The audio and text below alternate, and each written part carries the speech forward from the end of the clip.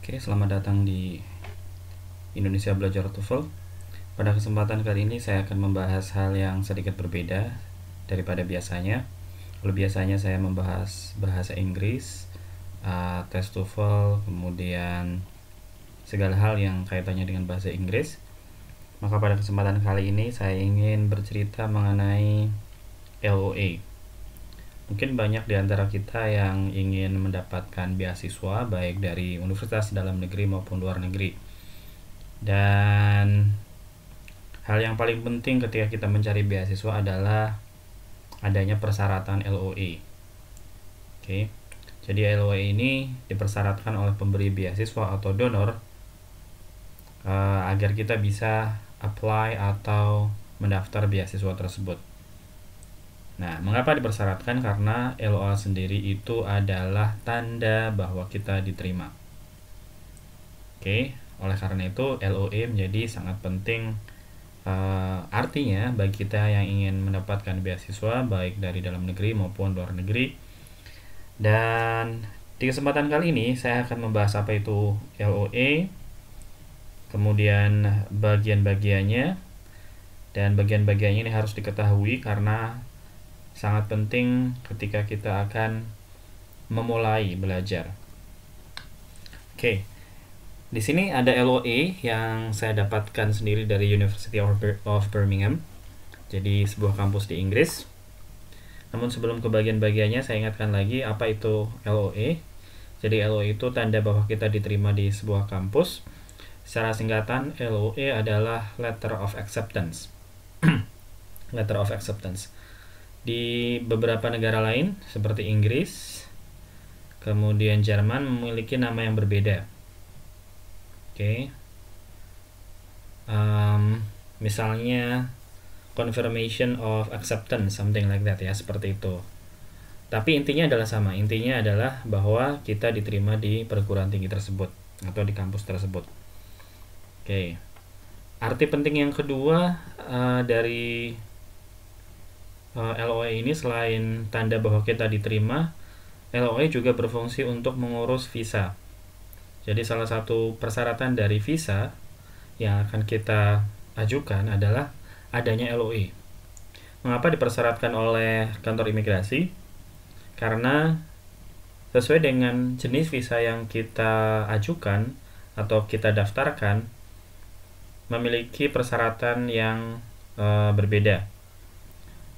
Sebagai pelajar misalnya saya mengajukan visa student ya. Maka salah satu persyaratannya adalah LOA. Nah, di sini menjadi sangat penting bahwa LOA harus didapatkan sebelum kita apply visa. Kalau kita belum punya LOA, maka kita tidak bisa apply visa. Khusus untuk Inggris ada yang namanya CAS. Jadi semacam nomor registrasi yang memungkinkan kita bisa apply visa. Jadi kalau khusus Inggris ada dua, yaitu LOA dan CAS. CAS itu bentuknya berupa nomor. Saya tidak tahu untuk prosedur apply visa untuk student visa di negara-negara yang lain. Mungkin ada yang CAS, ada yang pakai CAS dan LOA. Mungkin juga ada yang LOA saja. Oke, kita langsung ke bagian-bagiannya. Oke, di awal seperti yang kita lihat bagian yang pertama adalah KOP atau kepala surat. Di sini pasti harus kita pastikan bahwa bagian kepala suratnya adalah dari universitas yang memang kita tuju.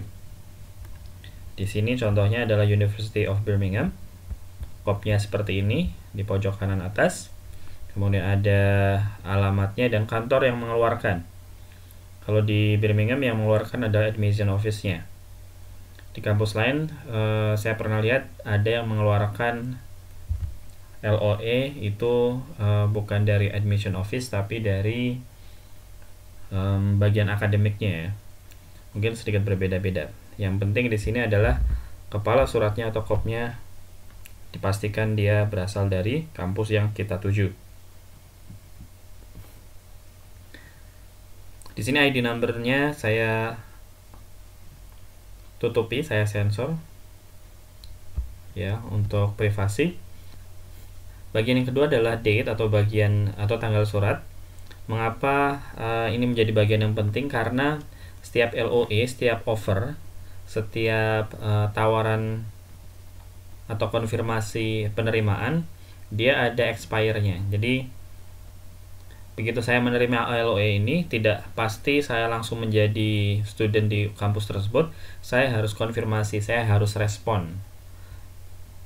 Kurang lebih biasanya 30 hari setelah LOE ini dikeluarkan. Jadi kalau ini LOE ini dikeluarkan tanggal 5 Oktober 2000, tahun 2000, maka paling tidak saya harus respon bahwa saya menerima tawaran ini paling lambat tanggal 4 November tahun 2020.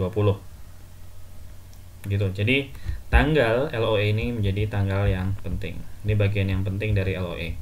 Bagian penting yang kedua pasti adalah identitas surat atau penerima LOE itu siapa. Ini alamat saya sensor ya. Oke, bagi kalian ingin tahu asalnya mungkin bisa dilacak ini. Dilacak kode posnya. Ya, ini penerima surat ada nama, alamat, kemudian ya nama alamat saja ya.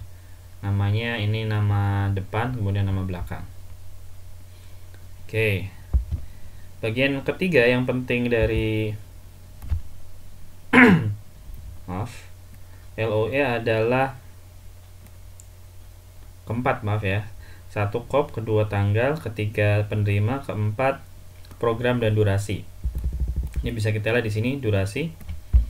Programnya ada program doktoral, PhD. Kalau kalian mendaftar di master, maka juga programnya di sini master, PhD in law, ya, di programnya di sini. Kemudian academic year-nya ini sudah menjadi 1, maximum duration-nya 4 tahun. Modenya ada full time research. Ada juga yang part time bisa juga, tapi part time biasanya untuk yang sudah bekerja. Oke. Nah, ini adalah program dan durasi. Oke. Programnya apa, durasinya apa? Mengapa durasi penting? Karena beasiswa kita terbatas. Ya.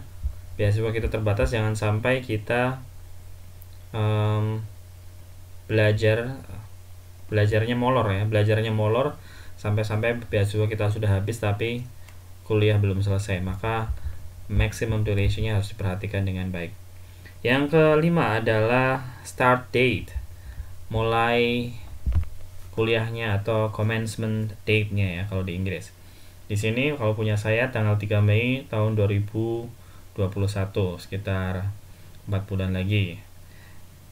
Ya, Februari, Maret, April, Mei ya. 4 bulan lagi kawan-kawan. Mohon doanya semoga semua lancar dan tidak ada kendala. Kalau tidak ada kendala, insya Allah saya bisa bikin video dari Inggris ya. Nanti kita akan live report dari sana. Insya Allah. Oke ya. Selanjutnya bagian yang paling penting selanjutnya yang ke-6 adalah tuition fee. Ini tuition fee. Mungkin kalian bisa lihat di sini ada fee status overseas, kemudian tuition fee-nya 17.880 pound, sekitar 300 juta rupiah.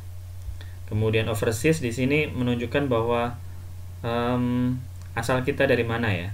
Mengapa ini penting untuk ditulis? Karena beda asal atau beda kewarganegaraan maka beda tuition fee. Untuk domestik mahasiswa asal dari Inggris, tuition fee-nya kurang lebih 9.000 atau 8.000 pound. Sementara kalau dari luar negeri 17.000 sampai 18.000. Jadi hampir 2 kali lipatnya ya. Dan itu sudah umum dimanapun, di negara manapun dan di kampus manapun, mahasiswa-mahasiswa asing pasti tuition fee-nya lebih tinggi. Ini bagian yang ke-7 ya. Yang selanjutnya adalah bagian yang penting dari LOE, itu ada siapa supervisornya. Di sini ada primary supervisor, ada secondary supervisor. Kalau kita yang masih di S1 mungkin ini pembimbing ya, pembimbing. Cuma pembimbing di sini kalau kita di S3 dia memiliki peran yang sangat penting. Mengapa? Karena pada umumnya kita tidak ada kelas, tidak ada kegiatan di kelas, maka kegiatan yang sering kita lakukan adalah bimbingan dan konsultasi dengan pembimbing. Di sini ada 2 pembimbing, meskipun memungkinkan kalau kita cuma punya 1 pembimbing. Ini saya juga sensor namanya. Yang pertama perempuan ini, yang kedua juga sama, saya sensor namanya untuk privasi. Cuma peran masing-masing berbeda. Supervisor yang pertama ini perannya 60%, supervisor yang kedua perannya 40%. Porsi peran saya kira tergantung dengan studi masing-masing. Mungkin ada yang 50-50 atau 55-45. Itu tergantung situasi di kampus masing-masing. Dan untuk kasus saya, second supervisornya ini sebentar lagi akan pensiun, jadi dia sendiri yang meminta untuk dijadikan second supervisor dan tidak mau menjadi supervisor pertama ya, karena akan pensiun dan mungkin tahun-tahun ini masih akan ada di kampus, cuma porsinya atau frekuensinya tidak terlalu tinggi. Bagaimana saya mendapatkan kedua supervisor ini? Apa tipsnya, apa suka dukanya?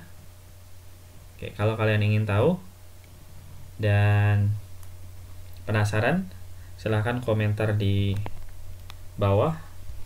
Maka di video berikutnya akan saya ceritakan apa saja tipsnya, suka dukanya, dan trik-triknya. Oke, itu bagian yang penting dari LOE. Selain supervisor apalagi? Ya ini ya, deadline responnya. Oh ya, kalau punya saya, in order to secure your place, you must respond to this offer by 13 November 2020. Jadi agar terjamin tempat saya di kampus, maka saya harus merespon offer ini, penawaran ini paling lambat tanggal 30 November tahun 2020. Oke. Jadi kalau ini date-nya 5 Oktober ya, 2 bulan ya, 2 bulan.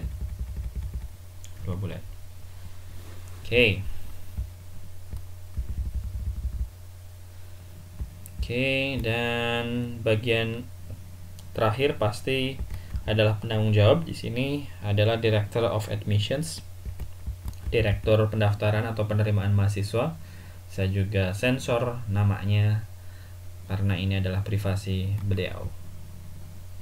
Oke, teman-teman, ini adalah sekedar sharing mengenai LOE yang saya dapatkan, apa bagian-bagiannya, bentuknya seperti apa, siapa saja yang tercantum di dalamnya. Ini seperti ini. Saya kira cukup. Kalau ada yang ingin ditanyakan di komentari, silahkan.